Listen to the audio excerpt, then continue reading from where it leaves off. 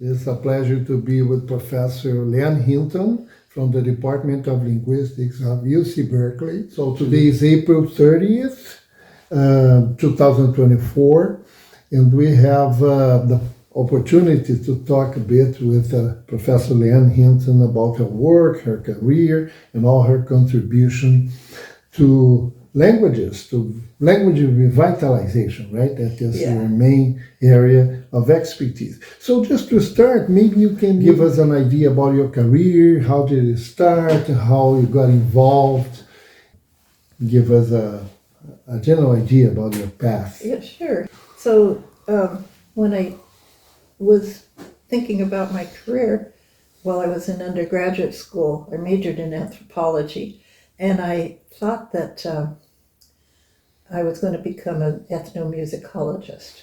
That was my plan. And while still an undergraduate, I talked to one of my professors about wanting to do some field work. And he said, well, the Havasupai tribe in Arizona, their music has not ever been studied. So that's a possibility. And so that's what I did. And it worked out that summer, and it kept on working out. And I made some wonderful friends. And I worked with them for at least 20 years. I was collecting this music. I didn't know what I'd be doing with it. I wasn't sure I'd go to graduate school. And they saw me transcribing, and they got interested in in how I was writing. And they asked me in the 70s if I could help them develop a writing system. So bilingual education was coming in at that time, and I found myself working with them on the writing system, also with the Wallapais on a writing system. They're right next door. And it was, at that time, it was the most delightful thing I'd ever done in my life, because first of all, it was intellectually very interesting as to how you design a writing system. So I was taking linguistics courses as well. And when I finally went back to college after 5 years of trying to do something else with my life, to graduate school at UCSD, University of California at San Diego, I was in linguistics. So that's how I got to become a linguist, and that's how I got to be interested in language maintenance, which we called it at that time, and language revitalization, which is really the same thing. And little did I know that even though everybody at every age spoke Havasupai at the time that I was working there, their language is now endangered. So, how you got involved with the California languages, especially with the Master-Apprentiz program, which you have done so much all these years? Can you talk a bit about this? I think this would be very relevant for many situations in indigenous Brazil. Right. To learn from your experience. We can talk a little bit more about those. Well, when I was still working with the Havasupais, their bilingual education program started, and it became obvious that it wasn't doing enough to help kids become speakers. And I was lucky enough when I went to the University of California at San Diego. I was lucky enough to find out that they ran the foreign language program. And they had real state-of-the-art program there, where they would have 1 day a week to talk about the grammar of the language to the students of whatever language it was. I was doing Spanish, so I was a teaching assistant for Spanish. But then the other 3 or 4 days of the week, they were in immersive conversation with native speakers. That was the main class. And at the end of 1 year, they could carry on a really good conversation. And so I became quite interested in immersion techniques for language teaching and language learning. And then I got my PhD. I went to the University of Texas for my first job at Dallas. It was a new program there, and got to come back to Berkeley, which I'd always wanted to do. So at Berkeley, one of the first people I met was a man named Malcolm Margolin. There you go. And he was and is an amazing person. He runs Heyday Books, or he ran Heyday Books until a couple of years ago when he retired. And he was writing a book then called The Ohlone Way. Ohlone is the local group of people, or groups, several languages are Ohlone languages. So the whole Bay Area is Ohlone. And he founded an amazing journal called News from Native California. And it was essentially for, by, and about California Indians. And he asked me to write a column on languages. So I started doing that, and that's really what got me involved with California Indians. And I was also getting to know various people in various tribes, just visiting them. But in 1992, there was a big conference. Well, it was about 50, 60 people, all California Indians who were working with language and who were trying to keep their languages alive. Everybody was saying, we don't need documentation, we need new speakers. And a lot of them were older people who had been doing language teaching in schools and so on, or in the community, and just couldn't make headway, or enough headway. They felt like they still had not created a new speaker. That was what they wanted, is to create new speakers.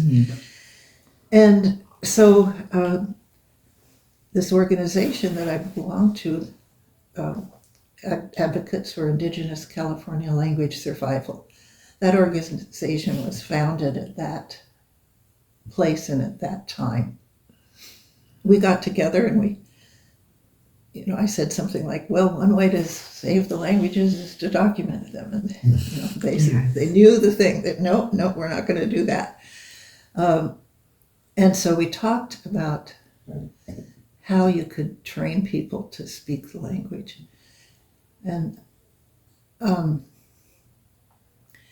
we knew that you couldn't start with the kids in our state because there weren't adults of professional or childbearing age, that all the people that knew the language were elders. And so we thought, well, we'd better start with the younger adults. There aren't any that speak the language to speak of, but if they could learn, they could teach the children. Before this meeting, I had a talk with a Karuk man from Northern California, younger man, a scholar already of the language and self-taught learner. I talked to a lot of self-taught speakers who just maybe through their childhood even were really interested, even though the language wasn't spoken at home, and really became quite fluent. And he was one of those, is one of those. And I said, are you going to that conference? He said, no, I'm not, but I know what should happen. He said, we have 50 speakers. They're all old. We have 50 speakers. Now, if each one of them would take one younger person under his wing and just speak the language to him, then we'll have another few generations of speakers. We'll still have 50 speakers by 2000 or something. And that, plus some other people that I'd talked to, really were what created the Master-Apprentice program. So we knew also we just didn't have, I mean, immersion schools are so wonderful, but when all you have is a few people who speak the language and they're all old, and they're not teachers, you can't do that. So this is the Master-Apprentice program really started as because of these restrictions that we didn't have teachers of the language, we didn't have parents who could teach their kids, we didn't have kids who knew the language, and so we developed this program of where ideally an elder and a younger adult who's trying to learn the language would get together, and if the ideal thing and what worked the best all along was that they would even live together and just speak the language. And so we developed this method. And you mediated many of those interactions as a linguist, right? I believe so. That must have been a very interesting work from the point of view of linguistic structures that you could elicit and help spread. That is the ideal thing, is to have a linguist working with a given language. Oh, sure. But I basically had to give up that because I was we were working with 80 languages. Oh, that's a lot. And so we have trainings that are multilingual. So the teams essentially find themselves. They, the master and apprentice find themselves and they apply. And then we give them trainings. All right, and supervise the development of and programs. The ideal program, I say that because it doesn't always work out even for the advocates, is that they would come to, say, 2 trainings a year, and they would also have somebody checking up on them and finding out any problems that they have and helping them solve the problems, that kind of thing. And so it's been quite successful. I have to say that we've run out of elders pretty much in California, and some of our, in fact, most of our masters now are second language speakers. But it works best when you have first language speakers. But so it has spread. It spread a lot. So we've done trainings in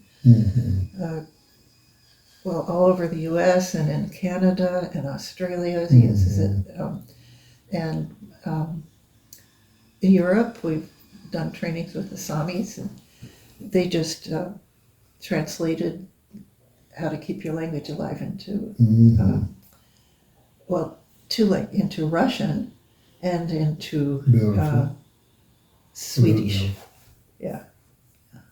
So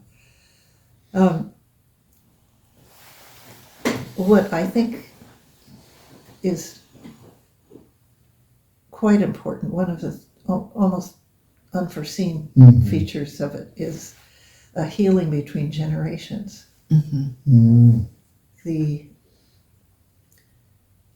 In some ways, the generations blame each other for the loss of the language.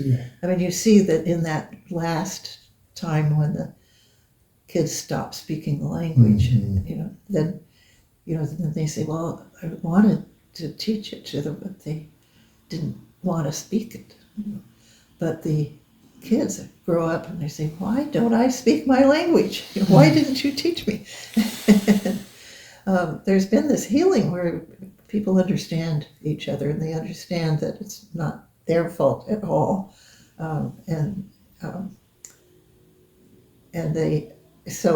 That's really been one of the successes, even when people don't become totally fluent. Sure. I think a lot about what's a success or not a success in language revitalization. And I really think that everything in one way or another is a success, every effort. What I don't think is going to happen for small languages, such as those in California, is that everybody's going to become a speaker again, and that it'll become the language of everyday communication for everyone. I don't see that happening. But one of my friends, again, this is the Karuk language, Karuk in Northern California.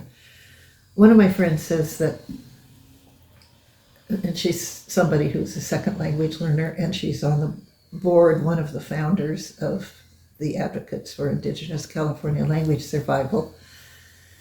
And she said, I think that our job is that each one of us who's learned our language and become a language activist has to pass it on to at least one other person.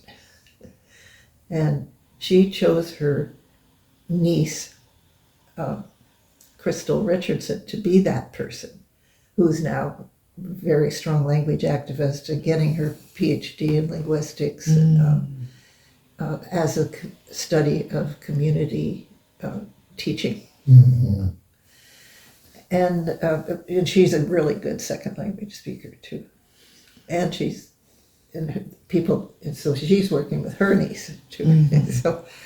So Nancy feels she did her job. Mm-hmm.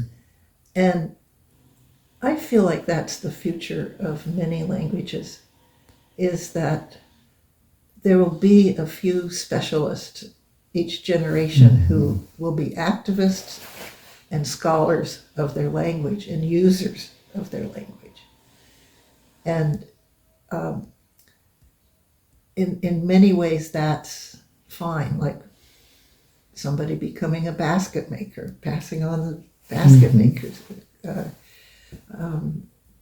basket knowledge there's specializations that have always been specializations in a community.